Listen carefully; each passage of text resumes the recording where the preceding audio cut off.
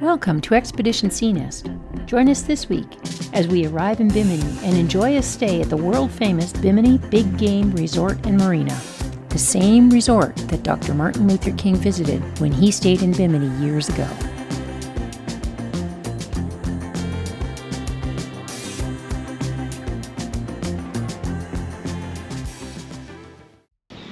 Just took off our quarantine flag, and now we're going to put up our Bahama flag. We found out actually yesterday that we cannot fuel up here in Bimini until we actually have signed in, until we've gone through immigration and what's the other one? Immigration and customs, yeah. So at least immigration anyways, you have to go through immigration. So I'm just going to put the new, not a new flag, it's the same one we used last year. Yeah, we thought we were smart to go fill up right when we got in, and then they wouldn't give us gas. Yeah. Yeah, because we thought we could leave this morning, and then we found out that we're going to be stuck here for 2 more days. This winter's not going to be an easy winter, I'm telling you. It's going to be a... Oh, I put it on upside down. That's probably not a good thing. It's probably sacrilege. Yeah, we have at least 2 days. We're going to try to leave Tuesday, even though it's still a pretty heavy north wind, and we're going on the north bank, and that means we're still going to be exposed to a lot of bad weather. But we're going to fuel up today and get all ready for that, just in case the weather changes quickly. Maybe we can get out earlier. During the busy season, it's recommended to call ahead to book a slip. The resort accommodations include beautifully decorated rooms, waterfront cottages, and penthouses, all within walking distance of Alistown and the beach. The marina offers 75 slips that even accommodate boats up to 140 feet, all with full access to resort amenities. Today, the Bimini Big Game Club still serves as a welcome refuge to weary cruisers making the passage to and from the United States. It offers a wonderful pool, 2 restaurants, one with a view of the harbor, a games area where, by the way, I whooped Michael in a few games of ping pong.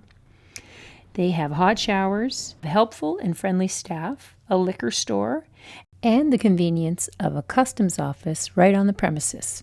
But first you have to visit the immigration office, which is just outside the front gates within walking distance. The resort also offers activities such as scuba adventures and fishing charters. But the best part of the Bimini Big Game Club for me is that it is quiet and safe. We have had very different experiences at other marinas in the area. Oh my gosh, they're playing some really loud music here. Booming DJ music late at night made for very poor sleeping. And you need a good sleep if you're going to continue on with your passage after your stay in Bimini. We ended up spending several nights at the Bimini Big Game Club due to bad weather. So we took that time to do a quick load of laundry at the laundromat just down the road, and we explored a little on the beach on the other side of the island. Walking here felt safe through the day, but the roads are narrow, so you do need to be careful for fast-driving vehicles on the wrong side of the road that many of us are used to. For what it's worth, we would definitely stay there again. The Bimini Big Game Club has quite a history. As stated earlier, one of its most famous guests was Martin Luther King. King visited and fished here many times with local guide Ansel Saunders. And cottage number 3 still holds a commemorative plaque to inform guests of this remarkable connection to the past. There is a superb little movie on YouTube called Mighty Waters that tells the story of Dr. King, his connection to Bimini through the eyes of his friend Ansel Saunders, who just recently passed away in 2024. Saunders became an activist and was involved in politics with the Progressive Liberal Party in the Bahamas. Their goal was to level the playing field in the Bahamas where blacks were second class. Their work eventually led to the independence of the Bahamas from the United Kingdom in 1973. Now that is pretty significant. I encourage you to view this little documentary. I'll put a link in the description of this video. Bimini has so many stories to tell, but after several restful days, we were ready to continue our journey.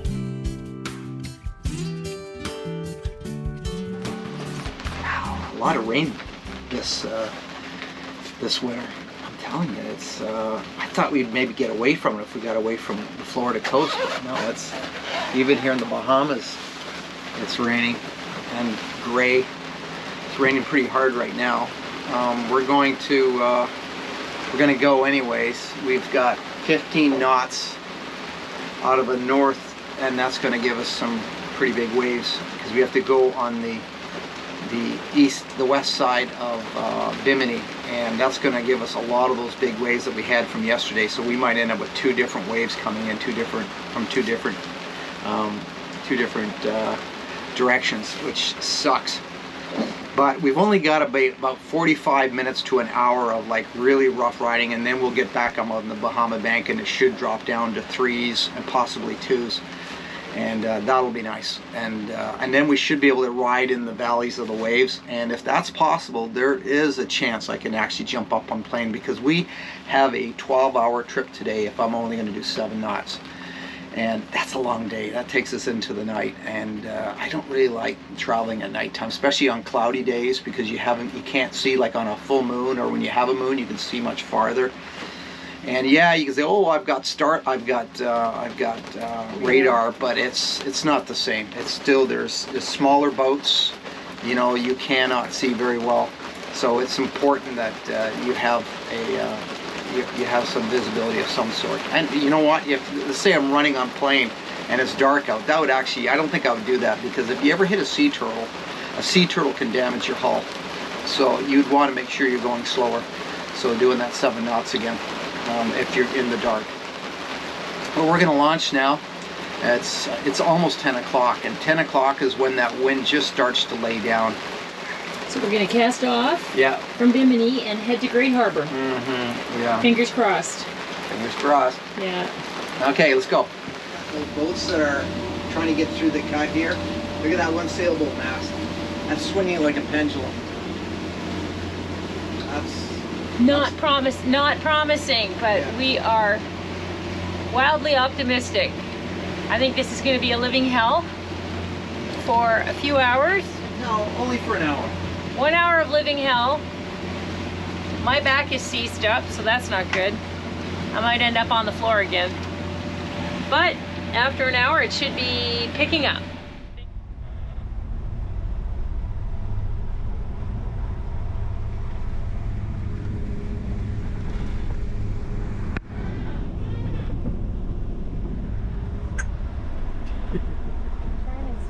It's hard to give an exact. Here's the reef there. We have a lot of these waves are remnants from yesterday. There's not very much wind right now. It's only probably blowing about 9 knots, 8 knots, so it's not too bad. The problem is that we had 20 knots, 25 knots coming out of the west, and that's what we're still getting fed, are these swells from that. That's why they're breaking on here. Look at this. Holy cow. We're going to be surfing them.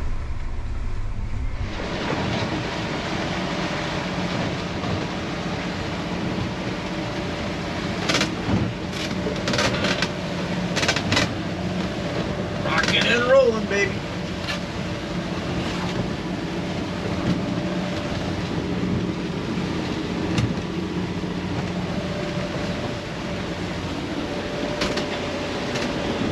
Great news, guys. We got out through the cut and they're just swells. There's no breaking waves. Yeah, they're big swells, but it's nothing we have to be concerned about. So we have actually a dry ride. We're only doing 6 knots now, but we're gonna wait till we get up past North Point, North Rock, and then when we start swinging and when we start heading east, I actually think we can jump up on plane. I really hope so. Fingers crossed. Fingers crossed. The wind is actually supposed to die down even more, which right now there's barely any wind at all. There's a few gusts here that are probably 9, maybe 10 knots at the most. This is good.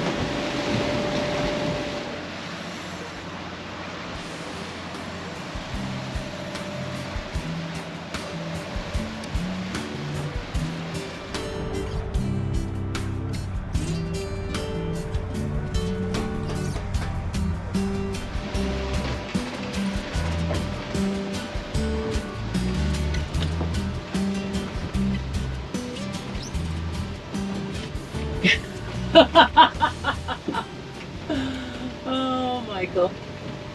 He wants to be able to see out the windows better, so he's got a safety harness on, and he is washing the front windows with a rag to wash the soles off.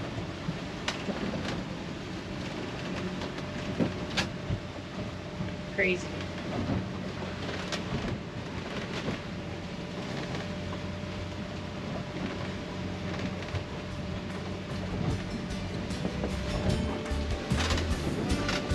Yeah.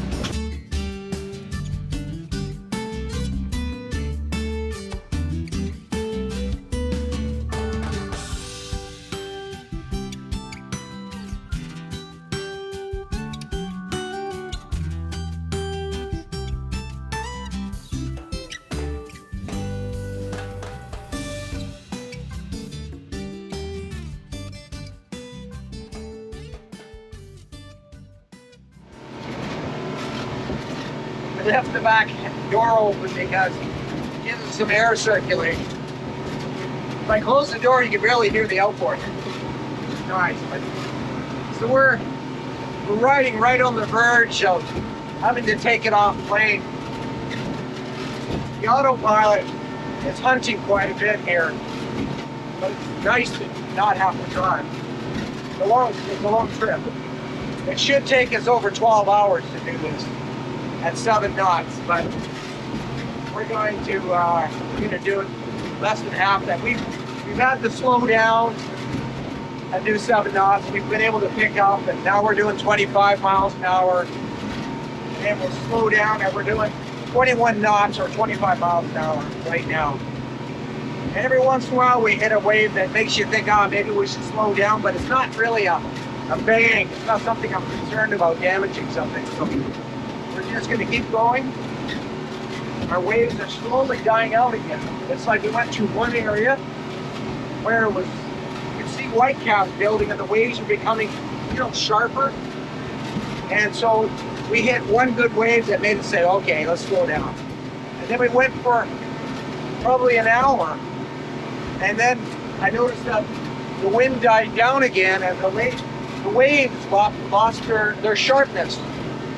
And so we jumped back up on plane again, and it seems to be okay.